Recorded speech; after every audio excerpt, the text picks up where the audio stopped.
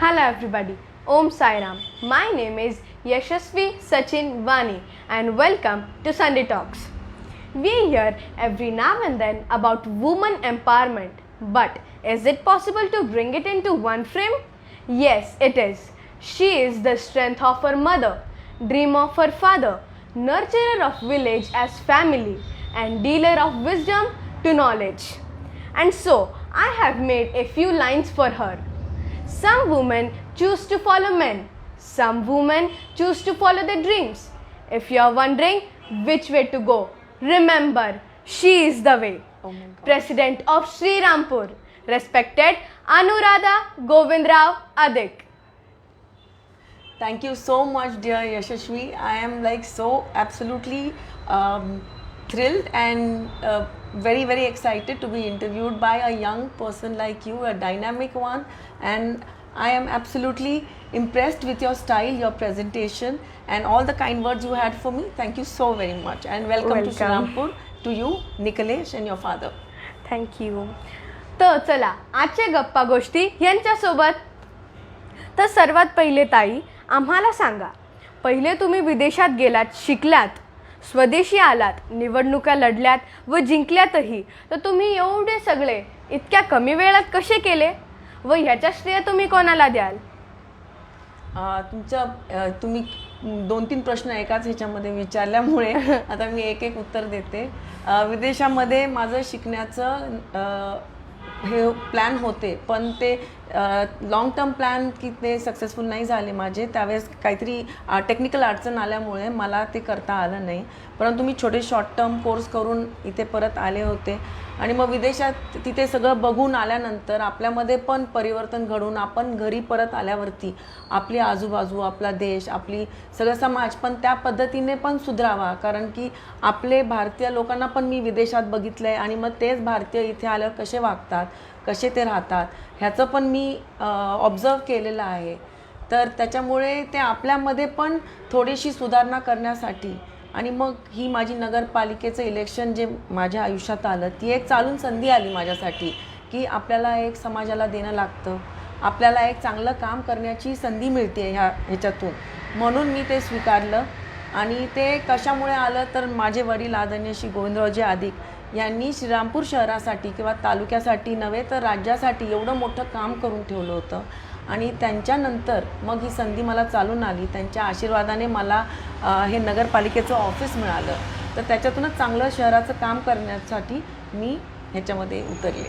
अगदीच खूप छान अशी ही तुमची स्टोरी म्हणू शकतात आणि प्रेरणित खूप चांगली आहे. तर how did you kept your self rooted in your soil? Please tell us. Now, how I kept myself rooted in my soil, first of all, let me tell you, my dear, I was born in Shirdi, right in front of the temple. But I was born there, but brought up in Sri Rampur. Till 3rd standard, I was in Sri Rampur.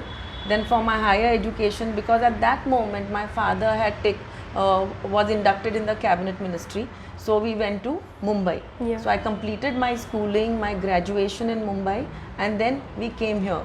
Now how I ground myself, because I've come back home. Yeah. So these are my roots, and the same thing that I said earlier, that is giving back to the society. Now Yeah. I've learned something, I have seen something to change it in our city also, our surroundings also.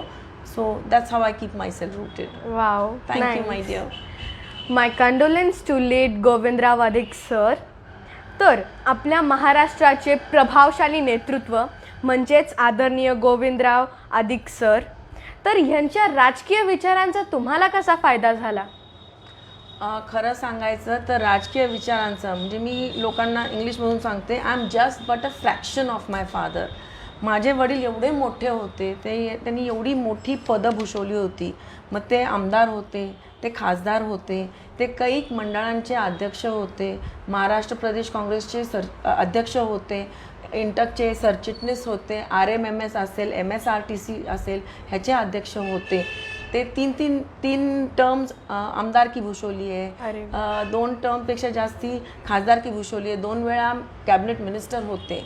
आणि त्याच्यामुळे त्यांचा जो राजकीय वारसा आणि होता तो आमचं कुटुंब म्हणजे 3 बहिणी, 1 भाऊ, माझी आई. पप्पांनी त्यांचं पॉलिटिकल ऑफिस दप्तर हे कधीच घरी आणलं नाही. त्याच्यामुळे आम्हाला त्यांचं राजकीय बाजू आहे त्याच्यापासून त्यांनी नेहमी आम्हाला बाजूला ठेवलं. ते आमच्यासाठी फक्त एक वडील म्हणून घरी यायचे.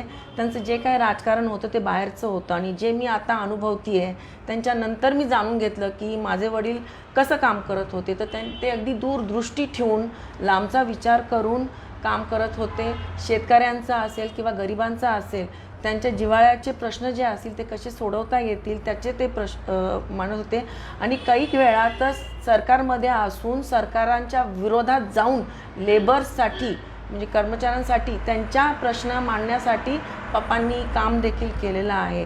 तर तेच मी दृष्टिकोन ठेवते, लांबचा विचार करून की आजचा उद्याचा नव्हे तर लांबचा विचार करून आपण काम केलं पाहिजे आणि तोच वारसा घेऊन मी पुढे चालते आहे.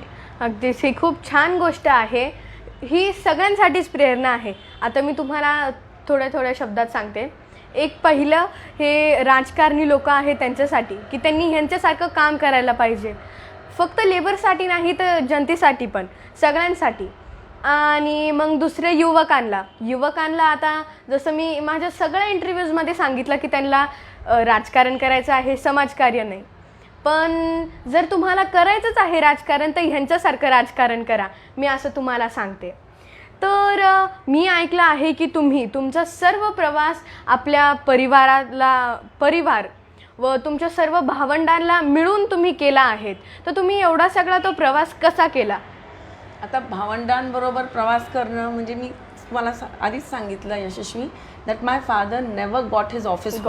त्याच्यामुळे आमची फॅमिली एकदम क्लोजनेट. आम्ही माझे सगळे सिबलिंग्स, आई आमची खंबीर आमच्याबरोबर होती, तिचं मार्गदर्शन होतं.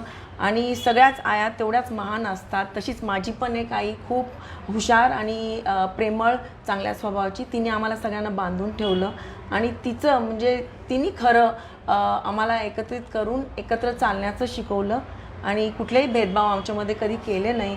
वडिलांनी पण आमच्यामध्ये कधी भेदभाव केले नाही. मुलगा असो मुलगी असो सगळ्यांना समान ट्रीटमेंट दिली. आणि मग हे जी शिकवण आम्हाला लहानपणापासून आली आहे की आमच्यामध्ये काही भेदभाव नसल्यामुळे हा दुरावा कधी झालाच नाही. आम्ही सगळे एकत्रच चालतो, पुढे जातो. अगदीच, खूप छान गोष्ट आहे ही.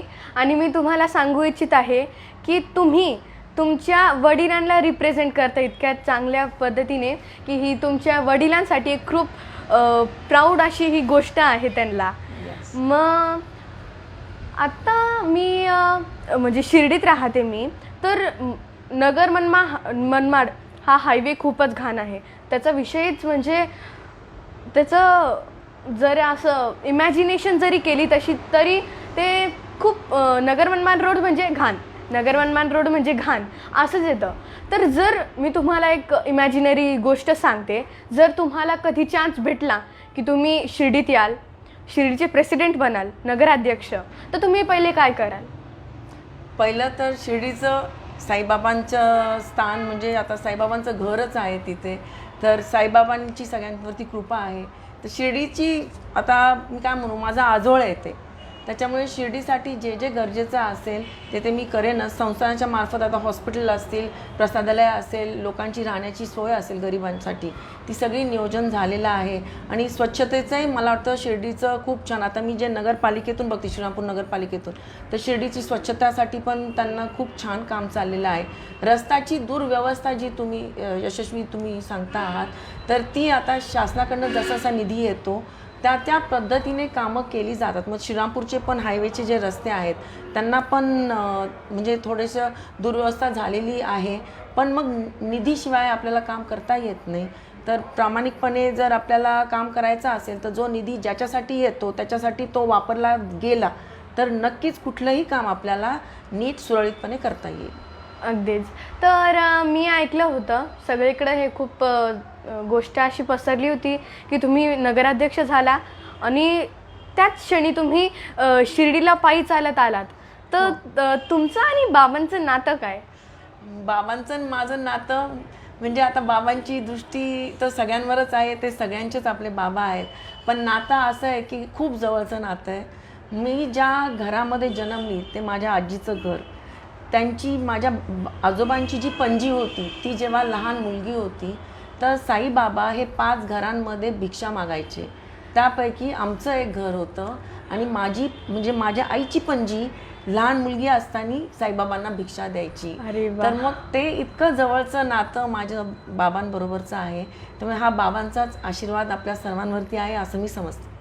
अगदीची खूप छान गोष्ट आहे आणि हे खूप इंटरेस्टिंग वाटतं ऐकायला की तुमचे पणजी जेव्हा लहान होते तेव्हा त्यांनी साईबाबांना एक भिक्षा म्हणून, एक दान म्हणून दिलेलं आहे. खूप चांगलं वाटतं हे ऐकून. तर मला एक फक्त ही माझ्या मनाची इच्छा आहे. आजपर्यंत मी कोणाला विचारलेलं नाही, पण तुम्हाला विचारते कारण मला वाटतं की तुम्ही माझी इच्छा पूर्ण कराल. ओके. हे नगर मनमाड रोड आहे, तर तुम्ही ऐकलंच असेल की खूप सारे विद्यार्थी रस्त्यावर आंदोलन करत होते व तिकडे बसले पण होते. ब्लॉक करून टाकलं होतं सगळं. तर ही खूप लाजेची गोष्ट आहे. तर तुम्ही मला सांगा, हे सगळे राजकारणी लोक असतात, हे काय करतात नेमकी? कारण मी पिक्चरमध्ये मूवीजमध्ये सारखं पाहते की राजकारणी लोक येतात, पैसे घेता, हे करता ते करता, फक्त काही ना काही करता आणि जाता. त्यांचं ते राजकारण आलं म्हणजे ते काय बोलता, निवडणुका आला का त्यांना हार घालायचा, त्यांचा एक स्टॅच्यू बनवायचा वगैरे वगैरे वगैरे. तर तुम्ही मला ह्या फील्डमध्ये आहात, तर तुम्ही सांगा हे काय करता राजकारणी लोक? आता राजकारणी लोक काय करतात त्याच्यावरती मी भाष्य करणं योग्य राहणार नाही. जो तो त्याच्याप्रमाणे त्याच्या पद्धतीने काम करण्याचा प्रयत्न करत असतात. राहिलं काम ॲक्च्युली करणं आणि ते जेव्हा सुचवतो की आता जशी यशस्वीनी मला मागणी केली की हा नगर मनमाड रोड झाला पाहिजे, त्याचं फार तर मी एक प्रस्ताव सरकारकडे पाठवू शकते. वरतून जेव्हा त्याला टेक्निकल सँक्शन, ॲडमिनिस्ट्रेटिव्ह सँक्शन आणि निधी प्राप्त होईल त्याच्यानंतरच तो केला गेला पाहिजे. आणि आता मला सांगायचं, हे रस्ते जेव्हा होत असतात ते आपल्या डोळ्या देखत होतात. आपल्याच इथला एक ठेकेदार येऊन तो करत असतो. तर जेवढं रिस्पॉन्सिबिलिटी या राजकारण्यांच्यावरती असते किंवा त्या ठेकेदार असते तेवढीच रिस्पॉन्सिबिलिटी मी मानते. आता मी गावामध्ये काम करत असताना बघते नागरिकांची पण असते की त्यांनी पण त्यांच्या डोळ्यात देखत होणारा रस्ता किंवा डोळ्यात देखत होणारं काम हे त्यांनी जातीने लक्ष देऊन त्यांनी पण बघायचं असतं की नीट होतं आहे की नाही होते. चुकलं तर वेळेत त्याचं रिपोर्ट केला गेला पाहिजे आणि वेळेत सुचवलं तर त्याच्या दुरुस्त्याही तेवढ्याच पटकिनी करून घेता येईल. आणि आता सगळंच म्हणजे आता आंब्याच्या पेटीमध्ये एक सडलेला आंबा सापडतो, पण बाकीचे सगळेच आंबे मग त्यांनी खराब होतात का? ते बाकीचे चांगलेच असतात. त्याचप्रमाणे काही सगळेच वाईट आहेत असं म्हणजे एखादं असेल असं उदाहरण जे तू सांगितलंस, बाकीचं असं नाही होऊ शकत. अगदीच. पण जर रिपोर्ट केली आणि काही झालंच नाही तर मग तेच मी सांगते ना, नागरिक जागरूक असले पाहिजे. आता मी काय सांगितलं, मी परदेशी गेले, मी तिथे बघितलं किती छान रस्ते, सुविधा. तिथे आपोआप सगळं तसंच आहे का? तिथली लोकं पण नीट वागतात. कोणी रस्त्यावर थुंकत नाही, कोणी रस्त्यावरती कागद देखील फेकत नाही, कोणी रस्त्यावर उभं राहून काही घाण करत नाही. जेवण कुठे घेतलं तर पाण्याची बाटली डस्टबिनमध्ये टाकतात, रॅपर डस्टबिनमध्ये टाकतात. ती सगळी स्वच्छता पाळतात. तसंच आपल्या इथे सगळ्यांनी मिळून स्वच्छता केली किंवा जेव्हा काम होत असतं तिथे नीट लक्ष दिलं सगळ्यांनीच. कारण माझा स्वभाव तसा आहे की मी सगळ्यांना बरोबर घेऊन काम करते आणि सगळ्यांनी त्याच्यामध्ये लक्ष ठेवावं असं मी अपेक्षा करते. तर मला वाटतं बाकीच्यांनी तसं थोडंसं एक पाऊल पुढे घेऊन सगळ्यांचं इन्व्हॉल्वमेंट करून घेतली तर नक्कीच कामं चांगली होतील आणि तुझं मनातला रस्ता, इच्छा पण पूर्ण होईल, तो रस्ता पण चांगला होईल. अगदीच. ही खूप छान गोष्ट आहे. तुम्ही माझे पूर्ण डाऊट्स क्लिअर करून टाकले आहेत. As if you are a teacher and I am a student. Thank you my dear. खूप छान वाटले तुमच्याशी बोलून मला. आणि मी सांगू इच्छित आहे, तुमचे वडील, तुमच्या तोंडातून मी जेव्हा ऐकलं की तुमचे वडील इतकं सगळं करतात तेव्हा मला कळलं की त्यांना महाराष्ट्राची प्रभावशाली नेतृत्व म्हणजे काय. तर खूप छान एक्सपिरियन्स आहे हा माझ्यासाठी. आणि अगदीच तुम्ही सर्वांसाठी, तुमचे वडीलही सर्वांसाठी एक रोल मॉडेल आहात, एक प्रेरणा आहात. तर ह्याच विषयी तुम्ही एक सगळ्या युवकांना एक छोटासा तुमचा कानमंत्र किंवा एक संदेश द्या. आता कानमंत्र युवकांना द्यायचा झाला तर उद्या जागतिक महिला दिन असल्यामुळे तर मी आता महिलांसाठीच सांगेन आणि पुरुषांनाही सांगेल की खूप साधा बुद्धिबळाचा खेळ जरी घेतला तर त्याच्यामध्ये शेवटी राणीच राजाला वाचवत असते. तर त्याचप्रमाणे सगळ्या महिलांना राणीप्रमाणे ठेवा, त्या तुमचं संरक्षण करतील. महिला तर तुमच्याकडनं संरक्षणाची अपेक्षा करताच आहे. मुलांनी त्यांचा सन्मान केलाच पाहिजे, त्यांचं संरक्षण केलं पाहिजे, त्यांची सुरक्षा केलीच पाहिजे. पण ती महिलाच असते जी खरं राजाची देखभाल करत असते. ती आईच असते, ती मुलांच्या, नवऱ्याच्या, सगळ्यांच्या मागे उभी असते, त्यांना सगळं शिकवत असते. त्यामुळे महिलांचा मान ठेवावा आणि लांबचा विचार करून, प्रगतीचे विषयी विचार करून त्या पद्धतीने सगळ्यांनी काम केलं पाहिजे. मी तुम्हाला एक सांगू इच्छित आहे की तुम्ही हा जो बुद्धिबळ याचा तुम्ही एक एक्झाम्पल दिला आहे, तो एक खूप छान आहे. असा त्याच्याने सगळं क्लिअर होतं की राणीच राजाला वाचवते, कारण राजा फक्त इतक्याच सर्कलमध्ये फिरतो, पण राणी जी करते ते सर्वांसोबत करते. बरोबर. हे खूप छान असं हे आहे. तर थँक्यू तुमचा. यशस्वीचे 2 मिनिट चोरते तिच्याच इंटरव्ह्यू मधले, आणि तिच्याबद्दल मी सांगू इच्छिते की ही इतकी चिमुरडी, 11 वर्षाची चिमुरडी आहे, छोटीशी मुलगी आहे. पण आपण सगळ्यांनी जर हा इंटरव्ह्यू बघितला असेल, जे कोणी बघता आहात, तुम्हालाही म्हणजे मी तर चकित झालेली आहे. ती इतक्या सुंदर पद्धतीने शब्द रचना करून तिचे प्रश्न मला विचारले आहेत आणि तिचं म्हणणं देखील तिने व्यवस्थितपणे मांडलं आहे. तर कौतुक करावं तितकं कमी आहे. तर उद्याच्या महिला दिनाच्या बेटा मी तुलाच शुभेच्छा देते. You are the role model of tomorrow today and I wish you all the very very best. तुझं हे आजचं छोटं चॅनल उद्या भविष्यातलं मोठं चॅनल व्हावं. तुझं स्वतःचे न्यूज, तू आहेच एकदम छान अँकर. You won't need any help, but I wish you all the very very best. Om Sairam, bless you. Om Sairam. मला एक तुम्ही माझ्याविषयी तुम्हाला काय वाटलं व माझ्याकडे एक ऑटोग्राफ द्याल? हो, नक्कीच.